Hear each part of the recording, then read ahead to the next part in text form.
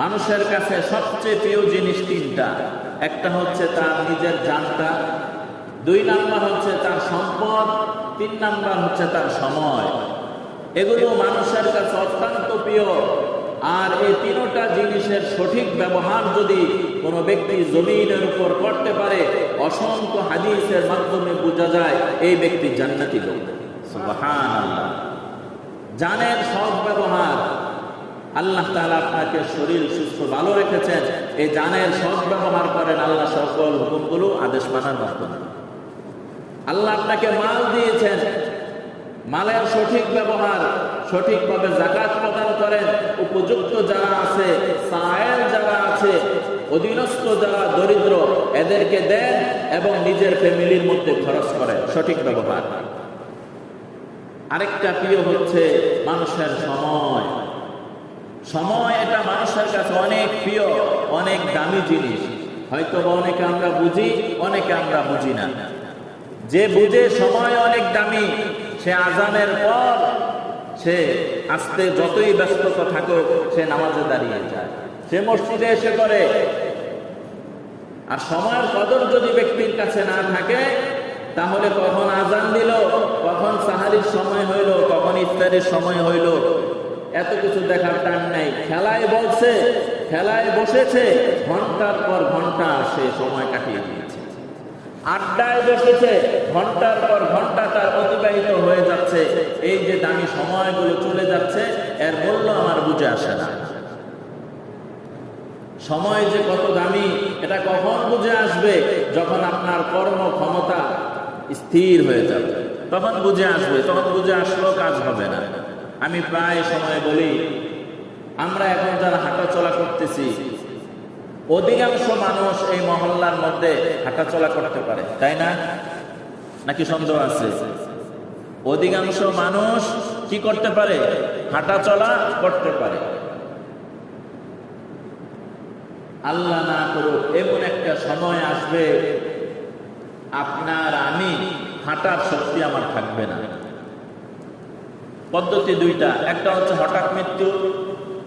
হঠাৎ মৃত্যু। গত কয়েকদিন আগে মনে হয় 300 ফিট দেখলাম একটা অ্যাক্সিডেন্ট হইল, ফেসবুকে দেখলাম। আহারে, 15-20 জন মানুষ, কারো মাথা ফাইটে গেছে, কারো হাত ভেঙে গেছে, পা ইয়া হয়ে গেছে, মস্তুল মনে হয় সম্ভবত।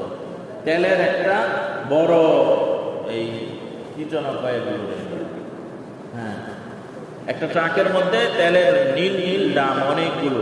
এগুলো যে পড়ছে, মানুষের যে কি অবস্থা, মানুষ ভিডিও করতেছে। প্রথম কাজ কি ভিডিও করা না হাসপাতালে নেওয়া? হ্যাঁ, এটা করে মানুষ জানলো তাদের আত্মীয় স্বজন। এই যে কষ্ট, আহারে, এই যে নিজ চোখে যে দেখলাম যে মানুষের কষ্ট। অনেকের সাথে ব্যাগ ছিল, এর মানে কি তার গন্তব্য আরেক জায়গায় ছিল না, মস্তুল সেই অ্যাক্সিডেন্টে পড়বে এই আশায় ঘর থেকে বেরোচ্ছে। একজনও তো তার মধ্যে এই মেন্টালিটি ছিল না যে আমার অ্যাক্সিডেন্ট মস্তুল হবে, আমি এই প্রস্তুতি নিয়ে বেরোচ্ছি। একজনও তো ছিল না। প্রত্যেকের কাছে কিছু ব্যাগ ছিল, মোবাইল ছিল, কিছু জরুরি কাগজপত্র ছিল। রাস্তায় পশু পাখি পড়ে গেলে যেমন হঠাৎ অ্যাক্সিডেন্ট, 15-20 জন একেবারে মেন রাস্তার মধ্যে পড়ে রয়েছে, মাথা ফাটা, পা ফাইটা রয়েছে, হাত ভেঙে রয়েছে। এই করুণ পরিস্থিতি, এই পরিস্থিতির জন্য আগে কে কেউ প্রস্তুতি নিছিল? কেউ প্রস্তুতি নাই। আমরাও তো রাস্তায় চলাফেরা করি কিনা ভাই? আমরাও রাস্তায় চলাফেরা করি। কখন বিপদ এসে যাবে কেউ বলতে পারবো? কেউ বলতে পারবো না। এখন তো আরো বড় ভয়ঙ্কর আরেক আযাব শুরু হয়ে গেছে, সেটা হচ্ছে রাসেল ভাইপার। শুনছেন কিনা? এক সাপ, ওই সাপের যে অ্যান্টিবায়োটিক যেটা রয়েছে, সাপের বিষ ধ্বংস করার যে সঠিক অ্যান্টিবায়োটিক, এটা এখনো প্রস্তুত না। মানুষ মারা যাচ্ছে। তো আশেপাশে জঙ্গল টঙ্গল যেখানে আছে, চিপা চাপায় সাপ বসে থাকবে। আপনি তো গেছেন কাজ করতে, কামড় তো দিয়ে বসবে। তো মানুষের মৃত্যু কখন হয় কেউ আমরা জানি না।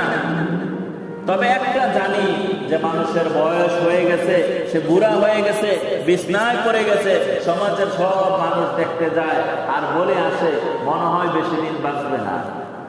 বলি কিনা আমরা? বুঝতে পারি যে তার যে কন্ডিশন, মনে হয় বেশি দিন বাঁচবে না। এমন কয়জন মানুষ ওই লেভেলে যাবে? অধিকাংশ মানুষ ওই লেভেলে যায় না, এর আগেই কি মারা যায়। এ কারণে প্রিয় ভাই আমার, যে আমাদের সময় যে কত দামি, এটা কখন বুঝে আসবে? ইন্তেকালের পর আল্লাহর সামনে যখন দাঁড়াবো। হাদিসের মধ্যে রয়েছে জান্নাতি ব্যক্তিদের আল্লাহ তাআলার পক্ষ থেকে সব নিয়ামত পাওয়ার পর তার আর কোনো আফসোস থাকবে না। যদি জান্নাতের ফয়সালা হয়ে যায়, তবে একটা আফসোস থাকবে। জান্নাতি ব্যক্তিদের কোনো আফসোস থাকবে না, সব নিয়ামত পরিপূর্ণ, তো একটা আফসোস থাকবে। থাকবে হচ্ছে মনে মনে আফসোস করবে, আহারে দুনিয়ার ওই সময়টা যদি আমি একবার সুবহানাল্লাহ বলতাম, দুনিয়ার ওই সময়টা যদি আমি একবার নামাজে দাঁড়াইতাম, দুনিয়ার ওই সময়টা যদি আমার মালিককে আমি একবার ডাকতাম, তো জান্নাতে আমার মর্যাদা আর একটু উপরে থাকতাম। সুবহানাল্লাহ বলেন তো, সেদিন কবরের সেই সুবহানাল্লাহ আলহামদুলিল্লাহ বলার কোনো ফায়দা থাকবে না। এ কারণে মরণের পূর্বে সময়কে মূল্যায়ন করা।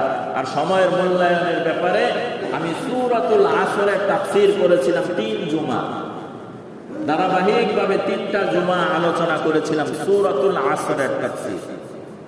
সুতরাং বলতেছিলাম, মানুষের কাছে 3টা জিনিস সবচেয়ে প্রিয়। 1 নাম্বার হচ্ছে তার জান, 2 নাম্বার হচ্ছে তার অর্থ সম্পদ, 3 নাম্বার হচ্ছে তার সময়। আল্লাহ তাআলা আমাদের এই 3টা জিনিসের সঠিক ব্যবহার করার তৌফিক দান করেন।